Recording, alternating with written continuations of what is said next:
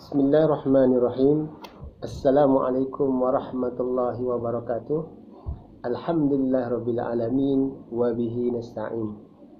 Yang dihormati rakan-rakan guru, staf SK Sungai Bakau, para waris, dan juga yang dikasihi lagi disayangi murid-murid SK Sungai Bakau. InsyaAllah dalam siri ini Ustaz akan berpesan, memberi nasihat, mengingati untuk semua warga SK Sungai Bakau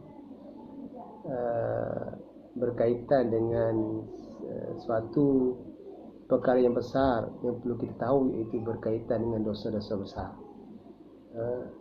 Dosa-dosa besar ini cukup penting untuk kita ketahui supaya kita dapat menghindarinya. Kalau kita tak tahu, dan kadang-kadang kita terbuat benda tersebut. Dosa-dosa besar ni banyak. Kita sebenarnya telah maklum berapa jenis dosa besar, tetapi mungkin ada lagi dosa besar yang kita tidak ketahui. Jadi insya-Allah dalam siri ini kita sama-sama dapat mengetahui dosa-dosa besar yang diharamkan oleh Allah Subhanahu Wa Taala daripada kita melakukannya. Dilarang melakukannya. Jadi kita perlu tahu dosa-dosa besar ini supaya kita dapat menghindarinya. Jadi untuk siri ini Ustaz akan menggunakan satu kitab atau satu buku, iaitu buku ini namanya nampak tak? Ringkasan Kitab Al-Kabair. Ringkasan Kitab Al-Kabair. Buku ini dalam bahasa Melayu. Buku dalam bahasa Melayu. Ringkasan maksudnya ialah daripada buku yang asal dalam bahasa Arab, kan, kemudian ditulis dalam bahasa Melayu dan diringkaskan buku dalam bahasa tersebut, menjadi lebih ringkas, lebih mudah untuk kita faham, lebih mudah untuk kita baca, lebih mudah untuk kita tahu dosa-dosa besar yang diharamkan oleh Allah Subhanahu Wa Taala. Jadi Ustaz mulakan dengan pendahuluan untuk siri ini, iaitu definisi dosa besar. Dosa besar dalam bahasa disebut Al-Kabair. Al-Kabair itu adalah dosa-dosa besar. Itu dosa besar Al-Kabair. Apa maksudnya? Dosa besar adalah semua larangan Allah Subhanahu Wa Taala dan Rasulullah Sallallahu Alaihi Wasallam yang terdapat dalam Al-Quran dan As-Sunnah, serta asal daripada para salih, daripada para salafus salih. Maknanya larangan Allah Subhanahu Wa Taala dan larangan Nabi Sallallahu Alaihi Wasallam. Allah Subhanahu Wa Taala menjamin bagi siapa saja menjauhi dosa besar dan perkara yang diharamkan akan diampuni semua dosa-dosa kecil yang dilakukannya.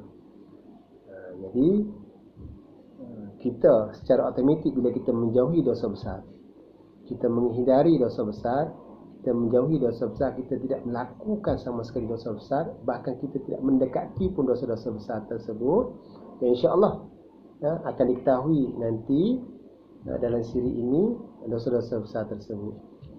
Cukup banyak dosa-dosa besar yang perlu kita ketahui supaya kita dapat menghindarinya.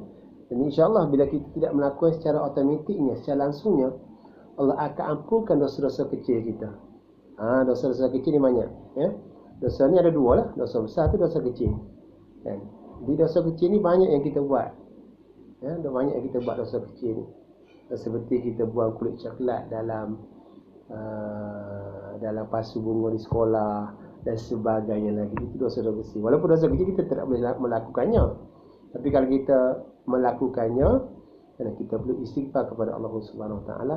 Dan sebenarnya bila kita tidak melakukan dosa besar, dosa-dosa kecil yang kita lakukan dalam kehidupan kita, yang kita tidak sengaja dan sebagainya lagi, itu diampuni secara langsung oleh Allah Subhanahu Wa Taala bila kita meninggalkan dosa-dosa besar. Allah Subhanahu Wa Taala berfirman dalam surah An-Nisa ayat 31, A'udzubillahi minasyaitonir rajim. In tajtanibu kaba'ira ma tunhauna anhu nukaffir ankum sayyi'atikum wa nudkhilkum mudkhalan karima. Maksudnya, jika kamu menjauhkan dosa-dosa besar yang dilarang kamu melakukannya, kami akan ampunkan kesalahan-kesalahan dosa kecil kamu, dan kami akan masukkan kamu ke tempat yang mulia, itu syurga. Itu dah, ini dalil daripada Al-Quran. Allah sebut bahawa bila kita tinggalkan dosa besar, secara tak langsung Allah ampunkan dosa-dosa kecil yang kita telah lakukan dalam kehidupan kita seharian. Ya. Jadi, kerana itu kita perlu tahu dosa-dosa besar tersebut. Sebahagian kecil kita dah tahu, tapi yang banyak lagi kita tidak tahu. Jadi kita perlu ketahui, insya-Allah dari sini ini kita akan ketahui dosa-dosa besar supaya kita dapat menghindarinya, menjauhkannya. Supaya kita tidak terjebak dalam dosa besar, terjebak dalam perkara-perkara yang dilarang, yang diharamkan oleh Allah dan Rasulullah sallallahu alaihi wasallam.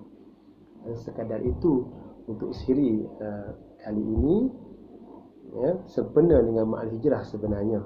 Supaya hijrah kita pada tahun ini lebih bermakna, insya-Allah Ustaz cuba